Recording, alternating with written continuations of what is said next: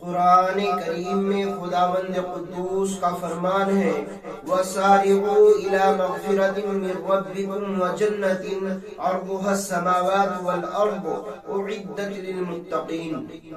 اپنے بندوں کو اللہ تبارک و تعالی حکم کر رہے ہیں وَسَارِعُوا، دوڑو مغفرت کی طرف۔ اللہ تبارک و تعالی کی رحمتوں میں سے ایک بہت بڑی رحمت ہے مغفرت۔ اللہ خود حکم کر رہے ہیں اپنے رب کی مغفرت کی طرف دوڑو، اِلَى مَغْفِرَةٍ مِّن رَّبِّكُمْ وَجَنَّةٍ، اور جنت کی طرف دوڑو، جنت کی طرف سعی کرو۔ اور وہ جنت کیسی ہے؟ عرضها السماوات والارض اعدت للمتقین، اس کا عرض جو ہے وہ زمین و آسمان سے بڑا ہے اور وہ تیار کی گئی ہے پرہیزگاروں کے لیے۔ قرآن کریم کے اندر جنت کا عرض بیان کیا گیا،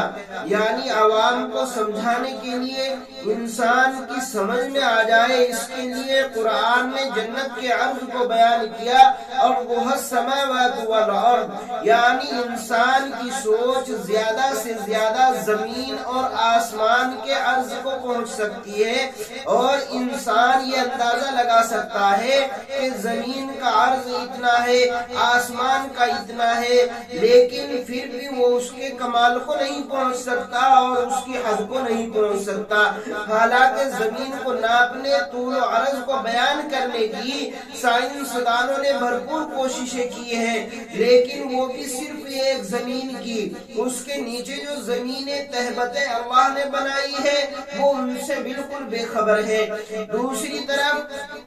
آسمان کے طول و عرض کو ناپنے کی تو آج تک کسی میں ہمت ہی نہیں ہو سکی، لیکن حضرت انسان کو سمجھانے کے لیے، اس کی سمجھ میں بات آ جائے، یہ نکتہ بیان کر دیا کہ زمین و آسمان کا عرض جتنا ہے اس سے زیادہ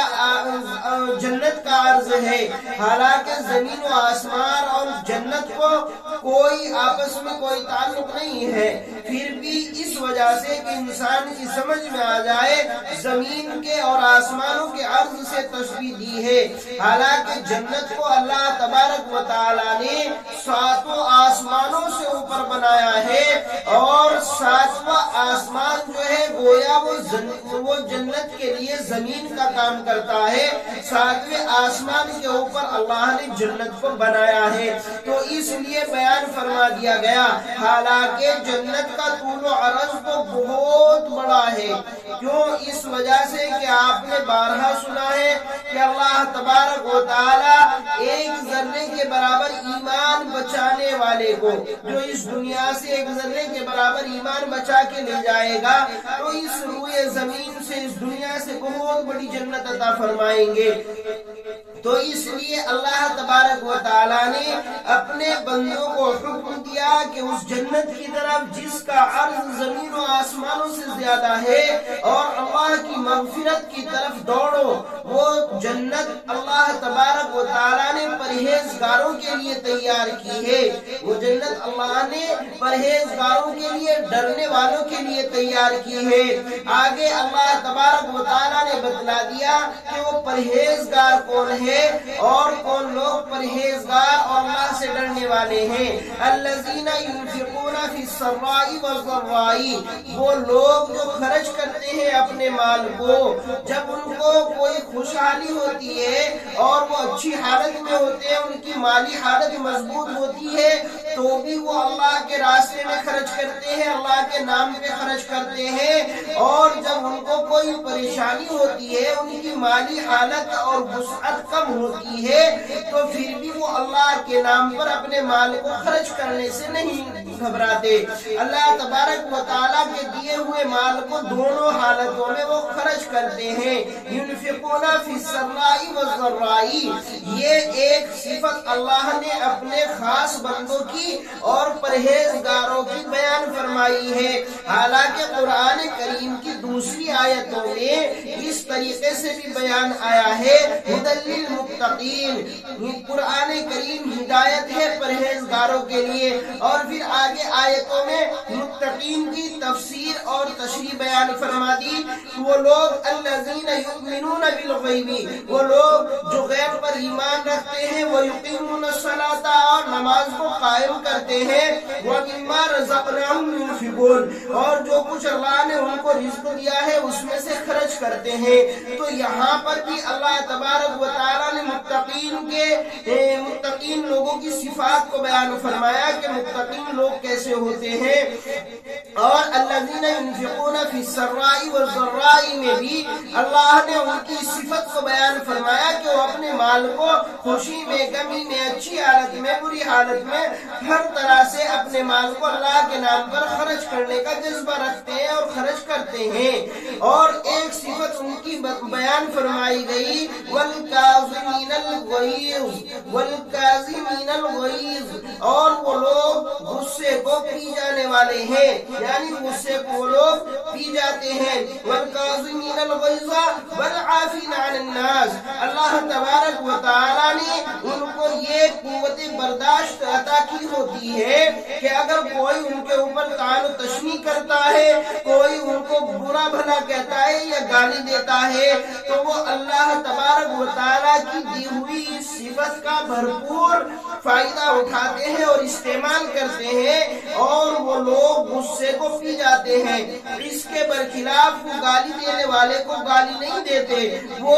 گناہ کرنے والے کے ساتھ گناہ نہیں کرتے، وہ برا کرنے والے کے ساتھ برا نہیں کرتے۔ والعافین عن الناس، وہ تو لوگوں کو معاف کر دیتے ہیں۔ والعافین عن الناس، وہ لوگوں کو معاف کرنے والے ہیں۔ تو اللہ تبارک و تعالیٰ کے خصوصی جو بندے ہیں اور جو لوگ متقین کی فہرست میں شامل ہیں، ان کی خاصیات اور ان کی تعریفات اور ان کی جو صفات ہیں ان میں سے یہ بھی ہے کہ وہ لوگ غصے کو پینے والے ہیں اور لوگوں کو معاف کرنے والے ہیں۔ واللہ یحب المحسنین، اور اللہ تبارک و تعالیٰ احسان کرنے والے لوگوں کو دوست رکھتے ہیں، اللہ تبارک و تعالیٰ ان سے محبت فرماتے ہیں۔ تو میرے بھائیوں، اللہ تبارک و تعالیٰ نے متقین لوگوں کی تعریف بھی بیان فرما دی قرآن کریم میں، اور بہت ساری متقین کی صفات کو بیان فرمایا۔ وہ لوگ نماز قائم کرتے ہیں، وہ لوگ جو ہے اللہ تبارک و تعالیٰ کے دیے ہوئے مال میں سے خرچ کرتے ہیں۔ متقین کی جہاں بھی آپ کو قرآن کریم میں تعریف ملے گی یا متقین کی صفات کو بیان کیا گیا، تو اکثر آپ دیکھو گے کہ ان لوگوں کی یہ صفت ضرور بیان کی جاتی ہے کہ وہ لوگ اللہ کے نام پر خرچ کرتے ہیں یا اللہ کے دیے ہوئے مال میں سے خرچ کرتے ہیں، مگر وہ لوگ خرچ کرنا جانتے ہیں، ان کو خرچ کرنے کا صحیح مصرف معلوم ہوتا ہے۔ وہ صرف یہ نہیں کہ جلسے جلوسوں کے نام پر چندہ دیتے ہوں، یا وہ لوگ جو ہے لوگوں کو اکٹھا کر کے دعوتیں کھلانے کا ہی اہتمام کرتے ہو۔ آپ نے دیکھا ہوگا امت کا ایک بہت بڑا طبقہ بڑے بڑے اجلاس قائم کرتا ہے، بڑے بڑے لوگوں کو جوڑ کر کے ان کے کھانے پینے کا، ان کے رہنے سہنے کا اہتمام کرتا ہے، اور اس پر کروڑوں روپے خرچ کیے جاتے ہیں، لاکھوں روپے خرچ کیے جاتے ہیں۔ دراصل یہ کسی ایک آدمی کا پیسہ نہیں ہوتا ہے، ایک آدمی کی دولت نہیں ہوتی جو خرچ ہو گئی، بلکہ یہ عوام الناس میں سے اکٹھا کیا ہوا ڈونیشن اور چندہ ہوتا ہے، اور جلسوں کے نام پر اور مشاعروں کے نام پر ایسے ہی اور بہت ساری دینی طریقوں سے دین کا نام لے کر کے لوگوں کے جلوس اور جلسے کیے جاتے ہیں، بڑے بڑے اجلاس منعقد ہوتے ہیں، کئی روز کے اجلاس منعقد ہوتے ہیں، اور اس میں امت مسلمہ کا قیمتی سرمایہ پیسے کی شکل میں خرچ کیا جاتا ہے۔ حالانکہ اللہ تبارک و تعالیٰ نے جو تعریف بیان فرمائی ہے وہ جلسے جلوسوں میں خرچ کرنے والوں کو ان کی صفات کو نہیں بیان کیا، بلکہ وہ لوگ تو اپنے پڑوسی کا، اپنے ہمسائے کا بھی خیال کرتے ہیں۔ جب اللہ کے نام پر ان سے مانگا جاتا ہے، مسجد میں چندے کے لیے اعلان ہوا وہاں اللہ کا گھر بن رہا ہے، اور تو ان کے سامنے اللہ کے نبی کی حدیث آتی ہے من بنا مسجدا بنى اللہ لہ بیتا فی الجنہ، تو وہ لوگ مسجد کا بھی تعاون کرتے ہیں، ان کا پڑوسی بھوکا پیاسا ہے، خواہ وہ ایمان والا ہے یا نہیں، لیکن وہ اس کا بھی پیٹ بھرتے ہیں اور اس کے کھانے کا بھی نظم کرتے ہیں۔ ایسے ہی اس کے گھر کے سامنے کا راستہ خراب ہے یا عوام الناس کے چلنے کی راہ خراب ہو گئی، اس میں نقصان دہ چیزیں پیدا ہو گئی، اس میں گڑھے پڑ گئے ہیں، اس میں پتھر پڑے ہوئے ہیں، تو اپنا پیسہ وہ لوگوں کے راستے میں خرچ کر کے بھی اللہ کو راضی اور خوش کرتے ہیں۔ وہ لوگ صرف اس بات پر توکل نہیں کرتے کہ ہم لوگ جلسے جلوسوں میں ہی خرچ کریں گے، لوگوں کو ہی کھلائیں گے تو ہی ہمیں فائدہ ہوگا، نہیں، بلکہ ان کے یہاں کوئی یتیم اور مسکین بچہ ہو یا کوئی بیوہ عورت باعزت طریقے سے زندگی بسر کر رہی ہے تو اس کی کفالت کو اپنے ذمے لینے کے بعد بھی وہ اللہ کو راضی اور خوش کر لیتے ہیں۔ اس کے برخلاف امت کا ایک طبقہ اس بات پہ یقین کرتا ہے کہ ہمارا جتنا پیسہ جلسے جلوسوں کے نام پہ اکٹھا کیا جاتا ہے، لاکھوں لاکھوں روپے کی رقم ایک شخص اکٹھی کر لیتا ہے اور جلسے جلوسوں کے نام پر، اجلاسوں کے نام پر کئی دن کے اجلاس منعقد کر کے اس میں لوگوں کو بلایا جاتا ہے، اور پھر وہ وہاں پر شامیانے، ٹاٹ وغیرہ، وہاں کے مائک وغیرہ کا خرچہ برداشت کرنے کے بعد لوگ سوچتے ہیں کہ یہی دین کا کام ہے، حالانکہ یہی دین کا کام نہیں ہے۔ میں اس کا مخالف نہیں ہوں اور نہ میں اس کی مخالفت کرتا ہوں کہ ایسا نہ کیا جائے، لیکن امت مسلمہ غور کر لیں اور ایک بار امت کے وہ افراد کے جو امت مسلمہ کے رہبر اور رہنما قوم ہونے کا دعویٰ کرتے ہیں یا ان کو لوگ مانتے ہیں، تو ان کو سر ملا کر جوڑ کر بیٹھنے کی ضرورت ہے اور وہ یہ طے کرے کہ آیا ہمیں جلسے جلوسوں کی اجلاس کی زیادہ ضرورت ہے یا ہمیں اسکولوں، کالجوں، ایسی یونیورسٹیز کہ جن میں ہماری بہنیں، ہماری بیٹیاں باپردہ طریقے سے اور شرعی طریقے سے تعلیم حاصل کر سکے، ہمیں ایسی چیزوں کی ضرورت ہے یا ہمیں جلسے جلوسوں کے نام پہ لاکھوں کروڑوں روپیہ خرچ کرنے کی ضرورت ہے؟ یہ ہمارے اکابرین طے کریں، اور اس برائی کو جو معاشرے کے اندر پھیلتی اور بڑھتی جا رہی ہے اور اس سے ہزاروں طرح کی خرابیاں پیدا ہو رہی ہیں، تو اس پر روک لگانے کی حد الامکان کوشش کرے۔ حالانکہ اللہ تبارک و تعالیٰ نے جن لوگوں کی تعریف بیان فرمائی کہ وہ متقین اور پرہیزگار لوگ ہیں، الذین ينفقون، وہ لوگ اللہ کے دیے ہوئے مال کو خرچ کرتے ہیں، تو وہ لوگ جو خرچ کرتے ہیں وہ صرف یہی نہیں کہ کسی مدرسے میں یا مسجد میں ہی چندہ دے کر کے خرچ کیا جاتا ہے، ان کے رشتہ داروں میں، ان کے اعزاء و اقرباء میں اگر انہیں کوئی پریشان حال ملتا ہے اور وہ اس کی مدد کر دیتے ہیں، اس کو برے حالات سے نکلنے میں مدد دے دیتے ہیں، تو وہ لوگ بھی اسی زمرے میں شامل ہیں اور وہ لوگ بھی اللہ تبارک و تعالیٰ سے کیے ہوئے اعلان میں شامل ہوں گے، متقین کی فہرست میں کھڑے کیے جائیں گے۔ اور جو لوگ دینی اجلاس منعقد کر کے، حالانکہ آپ جانتے ہیں کہ دینی اجلاس کو منعقد کرنے سے آج امت کو اتنا فائدہ نہیں ہے، بلکہ صرف یہ کہ امت کا ایک قیمتی سرمایہ جو مال و دولت، ڈونیشن اور چندے کی شکل میں ہزاروں لاکھوں میں اکٹھا ہوتا ہے، اس کو ضائع کرنے کے علاوہ کوئی فائدہ نہیں۔ صرف یہ کہ چند لوگ آئیں اور تقریر سنا کے چلے جائیں، اور تقریر کے نام پہ دیے جانے والی رقم کوئی تو 20-30 ہزار روپے میں ایک تقریر کرتا ہے، اور عوام الناس کا پیسہ یہ لوگ اس طریقے سے ضائع کر دیتے ہیں۔ امت مسلمہ کے غیور نوجوانوں، ذرا غور کرو اور سوچو، کیا یہ پیسہ اسی کام آنا چاہیے تھا؟ بلکہ آج جو امت مسلمہ کو ضرورت ہے وہ بہترین مکتبوں کی، بہترین مدرسوں کی اور بہترین کالجوں، یونیورسٹیز کی، بہترین اسکولز کی ضرورت ہے، جس میں بیٹھ کر کے ہماری بہنیں، ہماری بیٹیاں، ہمارے بیٹے تعلیم اور ایجوکیشن کو حاصل کر سکے۔ یہ تھنکنگ رکھنا اور یہ سوچ رکھنا کہ صرف ایک طبقہ ہے علماء کرام کا جو دین کا کام کر رہا ہے اور وہی کافی ہے، بلکہ ایسا ہرگز نہیں ہے۔ اس وجہ سے کہ جس طریقے سے ہمارے معاشرے کو ایک نماز پڑھانے والے امام کی ضرورت ہے، ایک اذان دینے والے مؤذن کی ضرورت ہے، اور ایسے ہی جس طریقے سے بچے پڑھانے کے لیے، قرآن پڑھانے کے لیے ایک مولوی کی ضرورت ہے، اسی طریقے سے ہمیں بہترین ڈاکٹر کی ضرورت ہے۔ ہماری عورتوں پر جب بچے کی پیدائش کا مرحلہ آتا ہے، اور جب ان کی پیدائش کا مرحلہ قریب ہوتا ہے، بچے کی پیدائش کا مسئلہ سامنے ہے، تو ہمارے مسلم نوجوان اپنی بیویوں کو لے کر در در مارے پھرتے ہیں، اور ان کو کوئی ایسا ہاسپٹل، ایسا اسپتال میسر نہیں ہوتا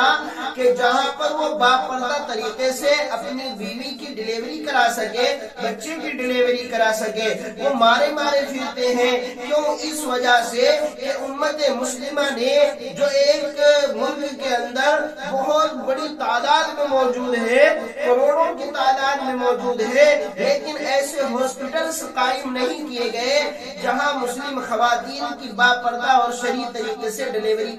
کرائی جا سکے۔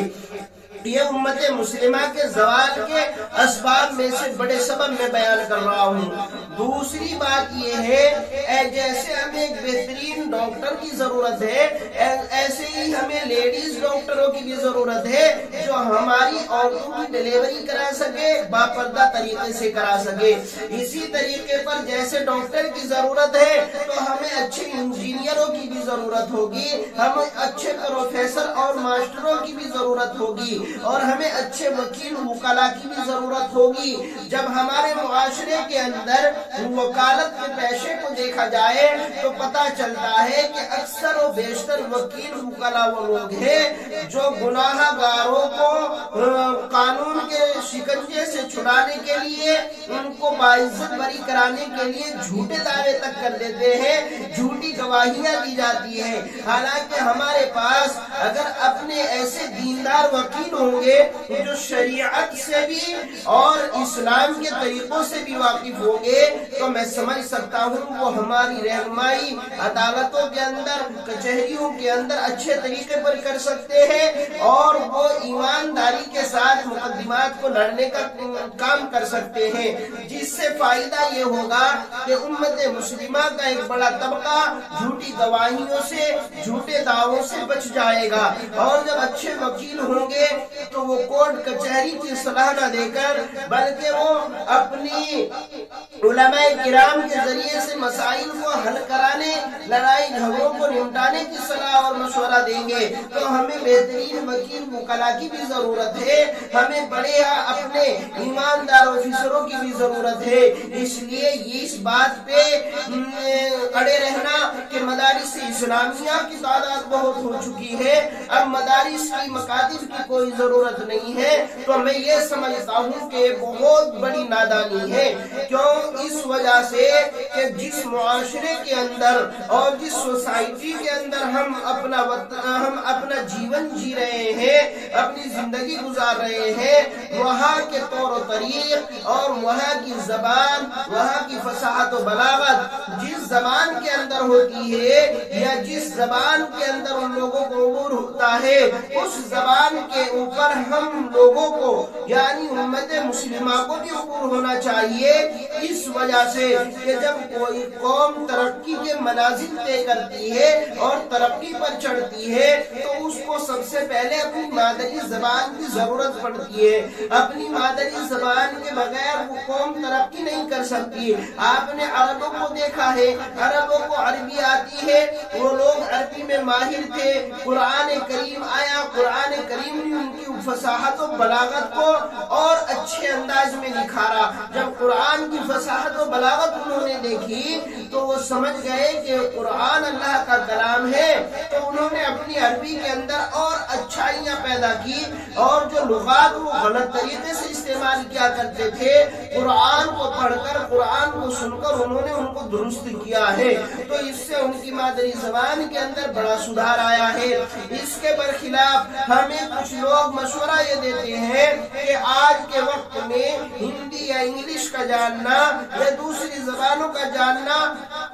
ضروری نہیں ہے۔ حالانکہ آپ دیکھیں گے کہ اس وقت کی سوسائٹی اور معاشرہ جو ہے وہ کدھر کو جا رہا ہے۔ ہر چیز چاہے وہ عربی زبان میں تھی، چاہے وہ ہندی زبان میں تھی، اور چاہے وہ فارسی زبانوں کی کتابیں ہوں یا فارسی زبانوں کے دستاویز ہوں، ان سب کو چینج جو کیا جا رہا ہے وہ انگلش میں کیا جا رہا ہے یا ہندی زبان میں کیا جا رہا ہے۔ تو وقت کا تقاضا یہ ہے کہ ہم ہر آنے والی پریشانی کا سامنا کرنے کے لیے اور آنے والی رکاوٹوں کو ختم کرنے کے لیے ہمارے لیے ضروری ہو گیا ہے کہ ہم ان زبانوں کے اندر اور جو لینگویج ہمارے علاقوں میں بولی جاتی ہے، لوگ ان کو بولتے ہیں، ان کے اندر ہمیں پورا عبور ہونا چاہیے۔ جب تک ہمیں ان کے اوپر عبور حاصل نہیں ہوگا تو ہمارے دستاویز جو ہمارے پاس لوگ لے کر آئیں گے یا وہ کتابیں جو اب چینج ہو چکی ہے، اردو زبان سے فارسی میں یا انگلش میں یا ہندی میں جا چکی ہیں، تو اب ان کو پڑھنا ہمارے لیے بڑا مشکل ہو جائے گا۔ اس لیے میں سمجھتا ہوں ہمارے معاشرے کو، ہماری قوم کو اچھے ٹیچروں اور ماسٹروں کی بھی ضرورت ہے تاکہ ہمارے قوم کے بچوں کی اچھی پرورش اور اچھے طریقے سے ایجوکیشن کو لوگ ڈیولپ کر سکے۔ اگر ہم لوگ ان میں ناکام ہیں اور ہم نے صرف ان چیزوں پر دھیان دیا کہ آج فلاں جگہ جو ہے پوری رات کا جلسہ ہے، آج فلاں جگہ تمام لوگ جو ہے فلاں جگہ اکٹھے ہو رہے ہیں اور وہاں پہ ایک مقرر تقریر کرنے آئے گا، آج مشاعرہ ہے اور ایک شاعرہ کی کلام پڑے گا، اور اس نام پہ اگر ہم نے اپنے پیسے کو، اپنے روپیے پیسے کو اور اپنی دولت کو خرچ کیا تو سمجھ لینا یہ تمام کا تمام پیسہ اور ہماری دولت بیکار اور رائے گا جانے والی ہے۔ اس لیے میرے بھائیوں، ضرورت کا تقاضا یہ ہے کہ ہم اپنی یونیورسٹیز، اپنے اسکول اور کالجز ان چیزوں کو مضبوط کریں اور بجائے رد جگہ کرنے کے، بجائے اجلاس کرنے کے اور دعوتیں اڑانے کے، ان تمام چیزوں کو چھوڑ کے ہم ایسی یونیورسٹیز قائم کریں جہاں ہمارے بہو بیٹیاں باپردہ شریعت کے قوانین کے ساتھ میں تعلیم حاصل کر سکے، اور پھر ان یونیورسٹیز سے آپ دیکھیں گے اچھی ڈاکٹر اور اچھے وکیل وکلا وہاں سے جنم لیں گے جو ہمارے معاشرے کو تنزلی سے ترقی کی طرف پہنچا سکتے ہیں۔ اس کے برخلاف اگر آپ نے اللہ تبارک و تعالیٰ کے قوانین اور اللہ تبارک و تعالیٰ کے قائم کردہ حدود اور اللہ تبارک و تعالیٰ کی بیان کردہ صفات کو غلط طریقے سے استعمال کیا اور پھر ان پہ خوبی جتلائی اور انعام کا اپنے آپ کو مستحق سمجھا، تو پھر سمجھ لینا کہ حشر خراب ہونے والا ہے۔ آج امت مسلمہ کی تنزلی کے اسباب یہ ہیں، ان کی تباہی و بربادی کی جہاں بہت سارے اسباب ہیں، وہاں بہت بڑے سبب یہ بھی ہیں کہ امت مسلمہ نے مصرف کو کھو دیا ہے۔ انہیں مال خرچ کرنا کہاں ہے یہ انہیں پتہ نہیں ہے، انہیں اپنا مال و دولت اللہ کے نام پہ کس جگہ خرچ کرنا ہے، صرف کرنا ہے، وہ اس مصرف کو بھول چکے ہیں۔ چاہیے تو یہ تھا کہ غریب غربا اور بیوہ عورتوں اور وہ عوام جو غریب غربت کی ریکھا سے نیچے زندگی بسر کر رہے ہیں، انہیں تنزلی سے اٹھا کر، پستی سے اٹھا کر بلندی کی طرف ان کی رہبری کی جاتی، رہنمائی کی جاتی۔ اس کے برخلاف ہر شخص اس آدمی کو جو مالداری کے اعتبار سے بڑھیا ہے، مالدار ہے، اس کو خوش کرنے کے لیے اپنا روپیہ پیسہ بھی خرچ کر لیتا ہے اور اس کے تلوے بھی چاٹ لیتا ہے۔ تو یہ وہ اسباب ہے جو امت مسلمہ کو تباہ و برباد کر رہے ہیں۔ دعا کریں اللہ تبارک و تعالی مجھے بھی آپ کو بھی عمل کی توفیق عطا فرمائے۔ وآخر دعوانا الحمدللہ رب العالمین۔